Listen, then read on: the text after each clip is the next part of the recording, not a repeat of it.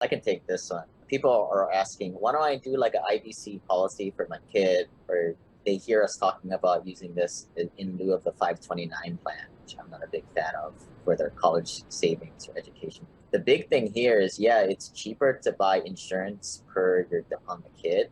But the problem is like a lot of the insurance payouts is based on how much money you're making today, based on your pay stubs, your salary, your tax. And a baby, in this case, or a young kid doesn't make any money, so they can't get very much. It doesn't make much sense because you're not going to get too much of anything. Yeah, and I'll just add, so that limitation of 50% of the parents' total death benefit. So what they'll look at is they'll look at the parents and see how much total death benefit the parents have. One example we recently just did is the parent had $1.6 million death benefit.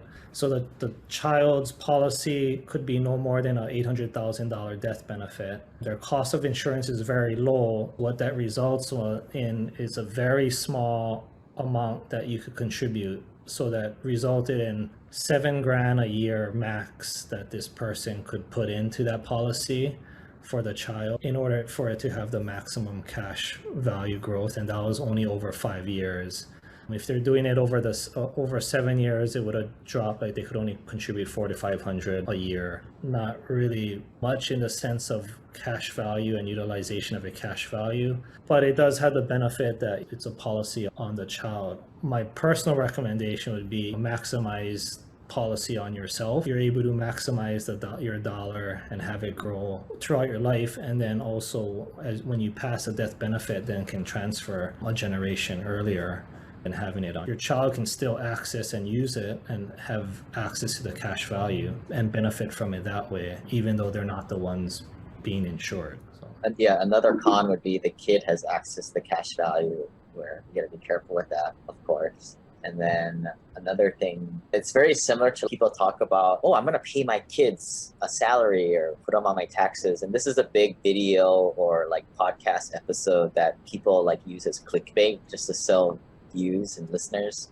which is a strategy where it works. You pay your kids. Really, what are you gaining from this? So you pay them $5,000 to $6,000, which is the standard deduction where they don't have to file taxes. But like at a 20% tax bracket, did all this work and pain in the butt effort for what, $1,500? And it's not worth the effort. And most of the people doing these IBs, they're putting at least $25,000, $50,000 a year.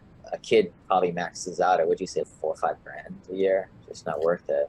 No, that was on a newborn. I would say if you have a child who's pulling an income, once they start pulling an income, decent income in their 20s or so, yeah, for sure. I think starting policies on them would be a good, at that point. This example was for people asking for their newborn or a 1-year-old and starting the policy now. So, well, but then the danger is that now they have access to it, go buy whatever they want with it.